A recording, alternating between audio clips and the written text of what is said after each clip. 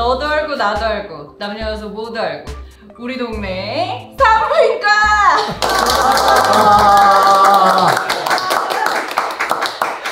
아니 근데 하다 말고 이렇게 웃고 그러시는 거예요? 제가 2년 동안 선생님 이 멘트를 거의 일주일에 한 번 정도 했는데 오늘이 정말 가장 제일 부끄러운 그런 날이에요. 그렇게 부끄러워하는 거 처음 좋습니다.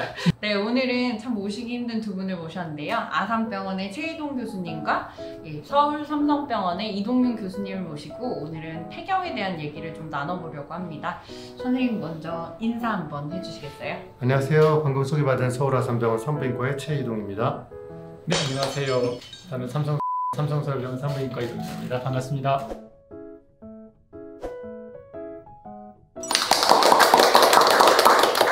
두 분 선생님들께서 저희 대한폐경학회의 회장님이시고 홍보위원장님을 맡고 계신데요. 폐경학회와 우리 동산이 콜라보를 하게 된 이유가 있을 것 같은데 일단 폐경 여성의단위가 11월인데요. 그걸 네. 홍보할 목적이 있었는데 가장 임팩트가 큰 데가 어딘가 저희가 한번 생각을 해보게 됐어요. 제가 얼마 전에 저희 병원에서 네. 가입력 보존을 하는 그런 클리닉이 있는데 거기서도 유튜브 형식으로 만들어보자 하는데 외과 선생님들이 전부 다 우리 동산이 최고라고 하면서 합격을 알리는 한마디 따봉!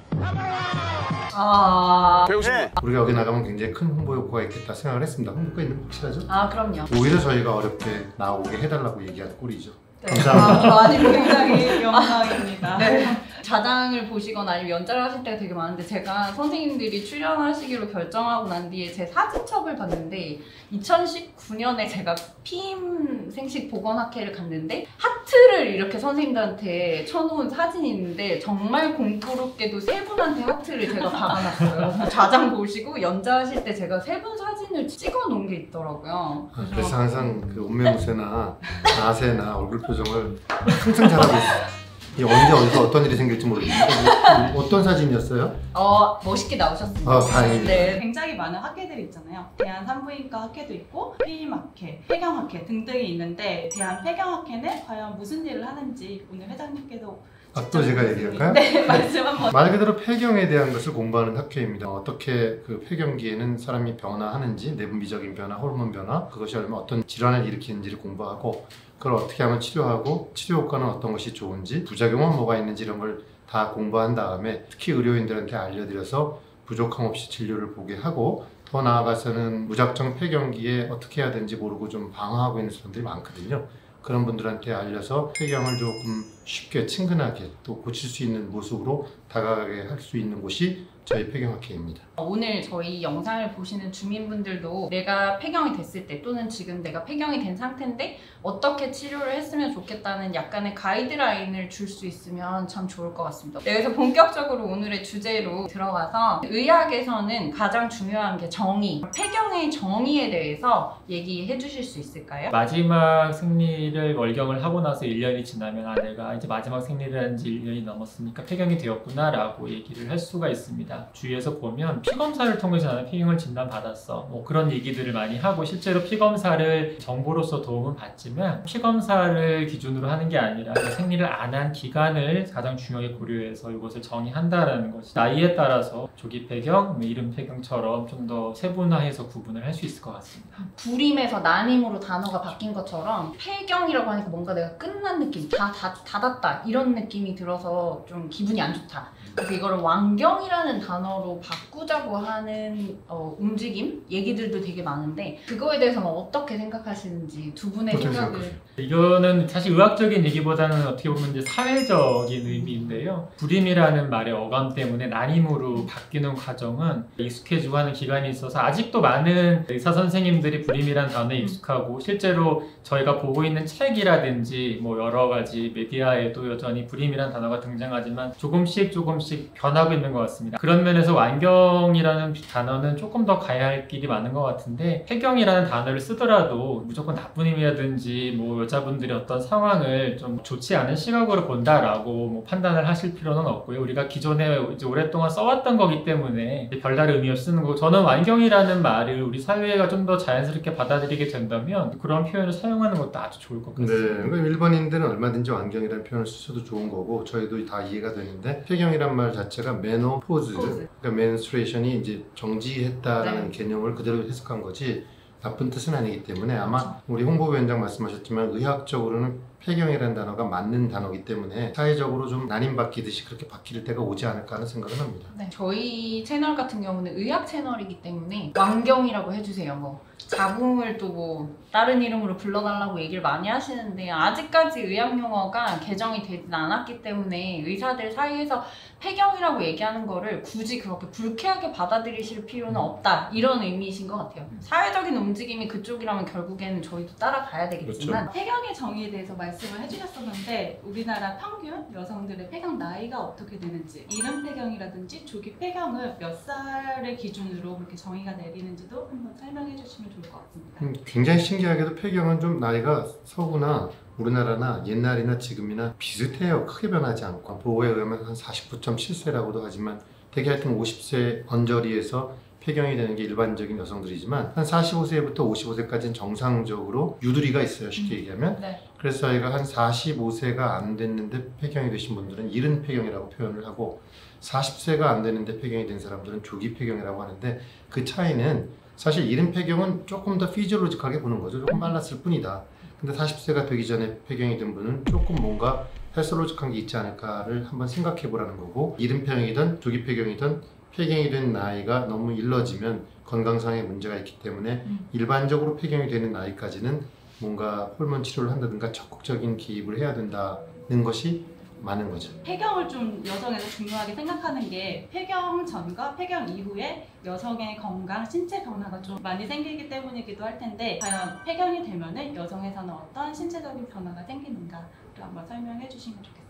이 채널을 보시는 분들이 젊은 분들도 많으시고 또 폐경을 경험한다 그래서 모든 사람들이 다 비슷한 경험을 하진 않게 되죠. 기간의 차이도 있고 정도의 차이도 있고 굉장히 이제 다양하게 말씀을 드릴 수밖에 없겠지만 폐경이 일종의 노화라면 몸이 조금 더 늙는다라고 전반적으로 표현할 수 있는 폐경을 조금 슬프게 만드는 그런 상황일 것 같고요. 우리가 잘 알고 계시는 증상은 생리가 불규칙해지고 또 끝나가면서 얼굴이 뜨겁고 땀이 나고 밤에 잠도 안 오고 막 물화병이 치밀어가지고 주변 사람들한테 화내고 감정이 그냥 막 기복을 하죠. 막 웃었다가 이제 울었다가 그리고 막 온몸이 여기저기 쑤시고 기운도 없고 가슴도 그렇게 두근두근거리고 이제 그런 증상들을 이제 주로 많이 얘기를 하시고 그게 조금 더 나가면 이제 질건조증이라든지 그런 이제 증상들이 조금 더 나타나기 시작하고 장기적으로는 결국에 건강상의 문제로 뭐 뼈가 약해진다든지 혈관이 이제 조금 노화가 되면서 문제가 생긴다든지 인지 기능이 떨어지면서 문제가 된다든지 하는 것들이 호르몬이 변화하면서 나타나는 변화도 있지만 실제로 나이에 의한 영향을 받는 상황이 됐으니까 결국 나이에 따른 변화랑 호르몬에 따른 변화를 이제 동시에 갖게 되는 굉장히 어려운 시기라고 볼 수 있습니다. 이동윤 선생님께서 정의를 하실 때 1년 동안 생리를 안 하는 게 되게 중요하다 하면은 환자들은 이걸 보고 그럼 1년 동안 기다려야겠다. 내가 폐경이 되고 난 뒤에 호르몬 치료를 해야지 라고 생각을 할 수 있는데 저희가 병원을 가는 시점이 40대 후반이 되면 월경이 불규칙해지는 그때 가야 되는 건지 아니면 정말 1년이 다 채우고 가야 되는 건지 아니면은 아까 말씀하신 그런 소소한 증상들이 생기기 시작할 때부터 가도 되는 건지 병원을 가는 시점에 대해서 얘기를 좀 해주실 수 있을까요? 사실 그 시점은 정확하게 지금 말씀하신 세 개 중에 어느 거다라고 정할 수는 없습니다. 왜냐하면 1년 동안 월경이 없으면 폐경이라고 정의하니까 그거 딱 지켰다가 오늘부터 폐경이구나 있는 사람은 하나도 없을 그쵸. 거고요. 결국은 자기가 증상이 있을 때는 반드시 가야 되는 거고 증상이 없는 경우에 가는 경우는 왜 월경이 불규칙해지는데 그게 꼭 폐경 때문이 아니라 한 40대 중반에 넘었으면 불규칙해지는 게 불안하잖아요. 그렇죠. 다른 이유도 있을 수 있고 자궁내막의 어떤 질환들 병원에 가보시는 게 맞죠. 네. 그건 증상이 있고 없고 상관없이 가서 왜 이렇게 월경이 불규칙하고 좋지 않을까를 상담하고 나이 때문에 그렇고 다른 원인 없고 라는 것을 알게 된 다음부터는 증상이 있을 때 가도 되겠지만 결국은 불규칙할 때도 가야 되고 증상이 있으면 가야 되고 또 월경을 한 1년 동안 안 한 다음에는 정말 내가 월경 안 하는 건 맞는지 보러 가야죠. 왜냐면 딱 폐경이 돼서 1년 동안 안 하는 사람들도 있지만 무배란 이런 거에 의해서 그 나이에 많지는 않지만 그냥 자궁내막이 두터워지는지도 모르고 자궁내막 증식증 같이 네, 맞습니다. 그런 상황을 방치한 채 그냥 1년 동안 있으면 안 되는 거기 때문에 결국 세 가지가 다 가는 시점이라고 볼 수 있겠습니다. 정확히 제가 원하는 대답을 해주셨습니다. 말씀하신 자궁내막 증식증이라든지 자궁내막암이라든지 이런 발병률도 40대 후반으로 가면 점점 높아지는데 다들 이맘때 원래 불규칙하잖아 하고 방치하는 경우가 많아서 병을 조금 키워오는 경우도 많은 것 같거든요. 그래서 선생님 말씀하신 대로 다 그런 불편한 점들이 생기고 불규칙하면 한 번 정도는 먼저 그렇습니다. 그 불규칙했는데 가서 의사가 이맘때 왜 불규칙해지는 거야? 라는 얘기를 듣고 그렇게 인정하면 되는데 본인들이 이맘때 원래 그런 거 아니야 라고 하다가 병을 키우는 거죠. 그게 문제예요. 맞습니다. 늘 저희 채널에서도 말씀드린 것처럼 병원에 가서 의사하고 같이 고민하면 그렇죠. 책임을 나눠 가질 수 있는데 맞습니다. 집에서 혼자 고민하다가 일이 커지면 해결이 안 되죠. 또 지내셔 보시면은 이게 폐경이 예쁘게 다가오는 게 아니라 주기가 짧아졌다가 길어졌다고 나 안 하나 봐 그러면 또 하고 그러면 내가 또 하나 그러면 이제 안 하고 그러다가 이제 언제 했어라고 잊혀지는 그런 상황으로 맞습니다. 많이 흘러가게 돼서 그 기간 중에 여러 가지로 병원에 가실 상황은 많을 것 같고 한 가지 더 살짝 숟가락을 얹으면 이 시기에 또 잊혀지는데 한번 고민해 보셔야 될 게 또 피임이거든요.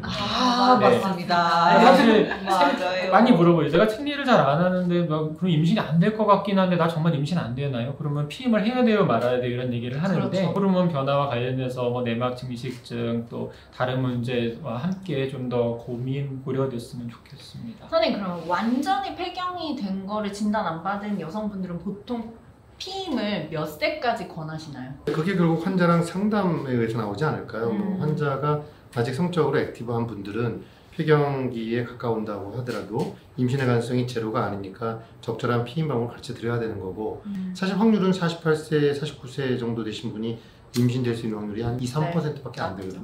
근데 2, 3%를 해내시는 분이 반드시 그렇죠. 있기 때문에 상담을 해서 2, 3%의 도전 가능성이 있는 분들은 가려내야 한다. 네, 하고 금술이 좋은 분들 그렇죠. 이번에는 그러면 호르몬 치료를 내가 하고 싶다. 그러면 과연 언제부터 호르몬 치료를 시작하는 것이 적절한가? 생리가 완전히 끝난 다음에 하는 게 좋을지 아니면 증상이 생겼을 때 하는 게 좋을지 이른 폐경 혹은 조기 폐경이신 분들인데 그런 분들은 혹시 언제 시작하는 게 좋을지 이 역사가 좀 있습니다. 제가 뭐 의사생활하기 이전 훨씬 이전서부터 호르몬 치료는 존재했고 90년대만 해도 호르몬 치료는 장점이 많으니까 무조건 받아라. 모든 여성은 죽을 때까지 호르몬 치료를 받는 게 좋겠다라는 얘기가 심지어 있을 정도였는데 2000년대 이제 들어서면서 뭐 미국에서 유방암 얘기가 나오고 그게 이제 언론에 크게 보도가 되면서 이제 한마디로 공포감이 많이 우리가 갖게 됐고 현재 우리가 가지고 있는 호르몬 치료에 대한 치료의 기준은 결국 호르몬 치료는 이제 증상 치료라는 거고요. 폐경 증상이라는 게 폐경 증상이니까 1년 지나서 생리 안 하면 그때부터 증상?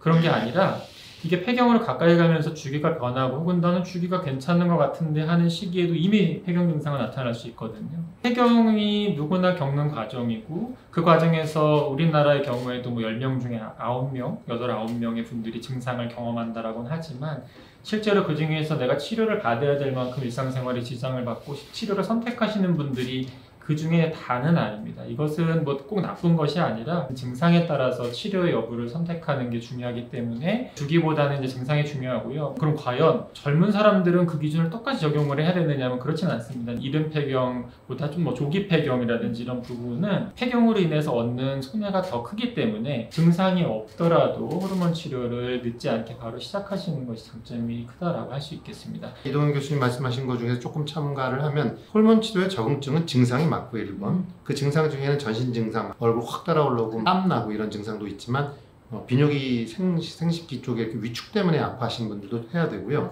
과거에는 이것 때문에만은 아니었는데 요즘은 골다공증 치료를 위한 인디케이션도 있죠. 옛날에는 별다른 대체약이 없을 때 고려할 수 있다고 했는데 그게 바뀌어서 최근에는 증상이 없어도 골다공증 치료를 위해서 1차적으로 사용해 볼 수는 있습니다. 왜냐하면 그 우리가 흔히 얘기하는 가성비가 제일 좋은 약이거든요. 약값에 비해서 골다공증 예방이나 이런 것에 대해서 효과가 좋기 때문에 그런 목적으로도 사용할 수 있는데 대개 의사들은 아마 이동현 교수님도 그렇고 저도 그렇고 증상이 없는데 골다공증만을 위해서 호르몬약을 쓰는 경우는 그렇게 많지는 않고 대부분 다 증상 치료를 위해서 쓰고 부가적으로 골다공증 치료 효과를 얻고 이게 더 많은 것 같습니다. 증상을 주로 말씀하셨는데 수치상으로는 FSH라는 호르몬 수치를 보는데 그 수치를 기준으로도 또 치료 시작 시점 이런 것들을 잡기도 할까요? 제가 얘기할까요? 네.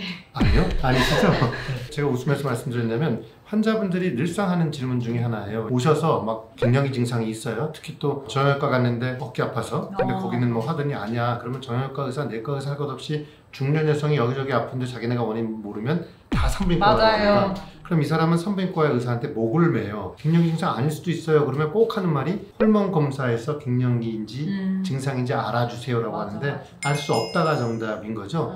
예를 들면 80세 할머니도 FSH는 올라가 있을 거고 50세도 올라가 그쵸. 있는데 그것 때문에 증상이 나타나고 안 나타나는 거 아니라서 저는 항상 환자분이 25세인데 갑자기 이런 증상이 있고 그래서 FSH를 측정해보면 도움이 됩니다. 폐경인지 아니까. 근데 환자분은 지금 55세라서 지금이나 이따 5년 뒤에 하시나 FSH 많이 올라가 있으니까 그걸로는 안 되고 그냥 폐경인지 확인할 목적으로 한 번 정도 하는 거고 그 수치 갖고 치료를 할까 말까를 정하진 않고 결국은 이게 폐경기 증상인가 알아볼 수 있는 가장 좋은 방법은 약을 써서 좋아지면 폐경기 증상인 겁니다. 추가적으로 좀 말씀을 드리면 난포 자극 호르몬 자체가 조기 난소 부전의 기준이라든지 아니면은 폐경의 단계를 정의하는 그런 곳에서는 한 25 정도면 좀 높지 않나라는 그런 식의 얘기는 할 수 있습니다. 다만 이런 검사를 돈을 내고 하시는 이유가 그래서 나 폐경이 된 거냐 안 된 거냐 아니라는 언제 마지막 생리를 할 거냐 그거를 알려달라. 돈을 내는 목적은 그거거든요. 만약에 우리가 돈을 받고 검사를 했는데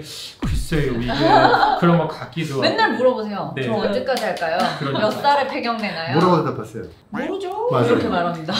게다가 요새는 AMH라는 맞아. AMH 때문에 좋다고 진짜. 해서 AMH까지 같이 통내는데 AMH는 이제 보험도 그쵸. 안 되고 엄청 맞아. 비싸거든요. 환자 입장에서는 더 비싼 검사를 맞아. 했는데 이건 뭔가 더 좋은 정보를 이제 줘야 될 것 같아요. 근데 아무것도 몰라. 검사를 해서 의미를 부여하려면 차이를 봐야 되는데 난포적 호르몬 수치가 이만큼 올라가 있는 거 50세, 60세 검사 안 해도 알 수 있고요.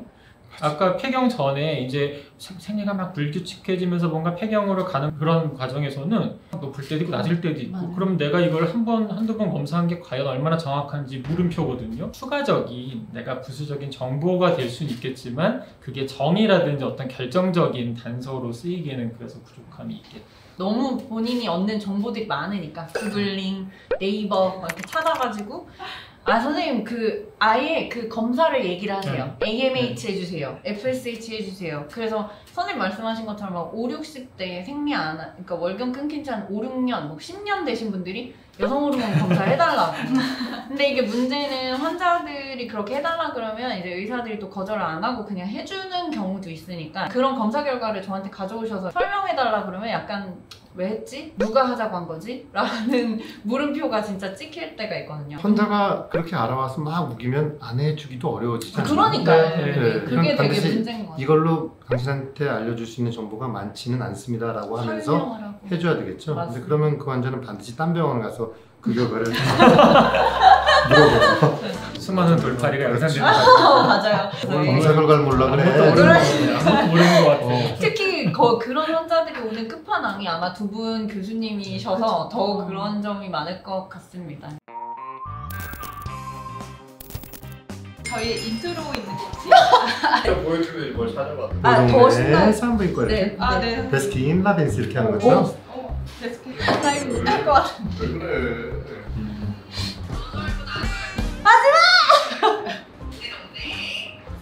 네, 저희 인트로가 저겁니다. 괜찮네요. 깜찍하고. 저희 채널까지 나오셔서 이렇게 영상을 찍게 되신 이유가 있으실 것 같은데. 근데 인사 안 해요? 인사 안 하고 안녕하세요 이런 것도 안 해요? 그러네요, 선생님. 그래서 굉장히 이상했는데 저기서 좀 언제 그 인사를 해야 되나라고 계속 이러고 있는데 어떡해. 그걸 안 해? 나 못할 것 같아. 끝. 아니 그거 안 해? 뭐 아까 우리 그거는 선생님 그냥 제가 대충 일자로 해야 되거든요. 안 해. 안 해. 그거 하지 마, 이씨. 아, 그걸 왜? 둘 다 틀리네. 서울 아산병원이고 아산병원의 삼성 서울병원인데 서울 삼성병원의 이렇게 이종환 아산병원과 서울 삼성병원 집에서 떠들게.